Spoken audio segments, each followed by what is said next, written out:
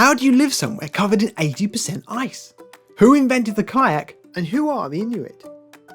There's only one way to find out, adventurers, so subscribe, give us a like, and welcome to our Kids Guide to Greenland. From towering icebergs to colourfully painted houses, dogs sledding across the ice to encounters with polar bears, Greenland is a very unique place to explore. So let's grab our woolly hats, gloves, and about 3 jumpers and set foot onto this incredible island. This is part of our journey to every country in the world, so don't forget to check out our channel to see where we've been so far. Anyway, so where is Greenland? Greenland is located in the Arctic, between the North Atlantic and Arctic Oceans. It's the world's largest island that isn't a continent. Even though it's geographically part of the North American continent, Greenland is politically associated with Europe, as it's a territory of Denmark. We'll learn a bit more about that later. Greenland has a population of around 57,000 people, making it one of the least densely populated places in the world. Most of the population lives along the coast, as the interior is covered by a massive ice sheet. The official language is Greenlandic, but Danish and English are widely spoken too. To say hello in Greenlandic, you say hallo. The capital city of Greenland is Nuuk, and the currency here is the Danish krone. Let's take a look at the Greenland flag. It's pretty striking, and there's some deep meaning behind it. The red and white colours represent the hundreds of years long relationship with Denmark, with the circle representing the warming sun reflecting in the vastness of the ocean. The white colours represent the icebergs and great sheets of ice covering the land. Now, before we move on, don't forget to head over to our fantastic website where you can download lots of activity packs on all our geography subjects. Anyway, back to the adventure. Now, let's talk more about that ice sheet. Over 80% of Greenland is covered in ice, and this giant ice sheet is one of the most important in the world because it affects global weather patterns and sea levels. Some of the glaciers here are as tall as skyscrapers, and when they break off, they create enormous icebergs. Just look at the size of that one. If all the ice were to melt here, then the world's oceans would rise up to 6 metres, which is why we all need to do our bit to combat climate change. Now you might be wondering how people ended up living on and around this massive load of ice. So let's leave geography for a bit and dive into the history and people of Greenland. The first people arrived in Greenland over 4,000 years ago. These were the Inuit, ancestors of the people who still live here today. The Inuits who live in Greenland today are split into 3 main groups: the Kalaallit in the west, the Tunumit in the east, and the Inuit in the north. Much like today, the Inuit people relied on hunting and fishing for their traditional way of life. They were incredible hunters, surviving the cold Arctic seasons by hunting animals like seals, whales, and musk oxen. The Inuit are known for their resilience and their unique traditions, including one very famous activity: kayaking, which was invented by the Inuit to hunt on the water. They also built igloos made from cut blocks of ice to sleep in and keep out of those icy winds. In the year 982, a famous Icelandic Viking named Eric the Red came to Greenland.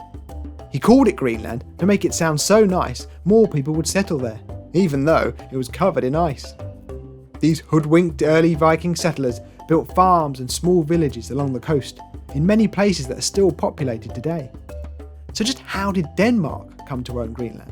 Well, in 1721, a Danish man called Hans Ageder sailed to the south of Greenland to find out what happened to those living there, those descendants of Eric the Red.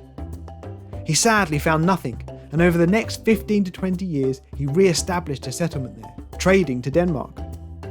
Around 100 years later, in 1814, Greenland officially became part of Denmark due to the success of the settlement. For a long time, Greenland was ruled entirely by Denmark, but the Inuit people who still lived in the north fought hard to keep their culture and traditions alive. In 1979, Greenlanders got something called home rule, which means they could start making decisions about their own affairs, like schools and healthcare. In 2009, they took another big step and gained self-government, giving them even more control about how they run their country. Even though Greenland is self-governed, it's still part of the Kingdom of Denmark.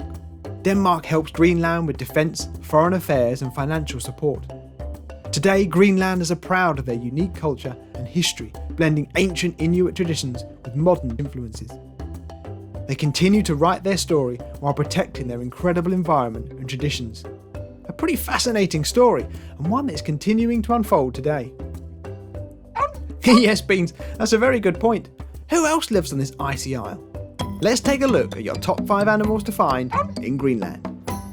The polar bear. These majestic creatures roam the icy northern regions of Greenland, hunting seals on the sea ice.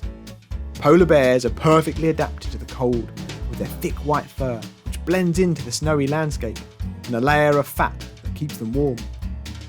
Musk Ox. The musk oxen have been around since the Ice Age, and it looks the part with its long shaggy hair and curved horns. They have a special underlayer of wool called kivit, which is one of the warmest natural fibres in the world. It helps keep them cosy, even when the temperatures drop to -40 Fahrenheit. The Arctic fox. The Arctic fox has thick fur that changes colour with the seasons, white in winter to blend in with the snow, and brown in summer to match the tundra. Arctic foxes are expert scavengers, often following polar bears to feed on leftover scraps. The narwhal.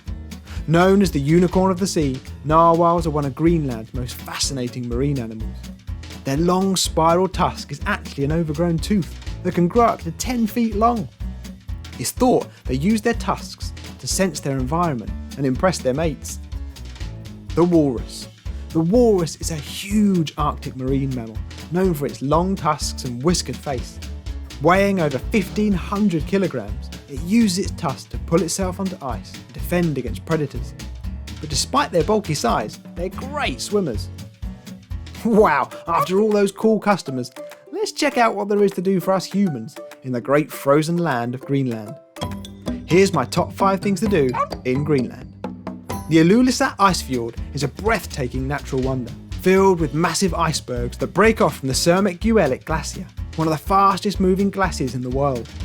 If you're lucky, you might even hear the ice cracking and crashing into the water. Dog sledding. Dog sledding is not just a fun activity.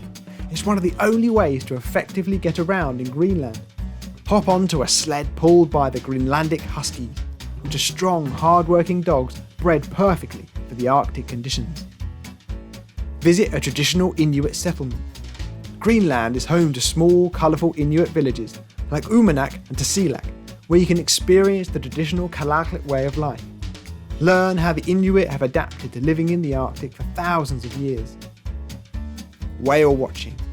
Greenland's waters are teeming with whales, especially in the summer months. You can spot humpbacks, minke whales, and even the enormous blue whale. Whale watching tours are a fantastic way to see these gentle giants in their natural habitat. Hike the Arctic tundra. During the summer, Greenland's tundra transforms into a colourful landscape of wildflowers, mosses and lichen. Hiking trails in areas like South Greenland or the Arctic Circle Trail take you through rugged mountains, valleys and fjords where you'll see animals like musk ox and Arctic hares. Greenland is an extraordinary land of ice, adventure and culture. Whether you're hiking through its breathtaking landscapes, spotting a polar bear or kayaking its ice-filled sea, there's no frozen place quite like it. Well, sadly that's all we've got time for today. If you enjoyed this video, give it a thumbs up below and subscribe to our channel. And don't forget to check out our website for fun activity packs on all our geography topics. So we'll see you next time for another worldly adventure. Psst, don't forget to subscribe to our channel.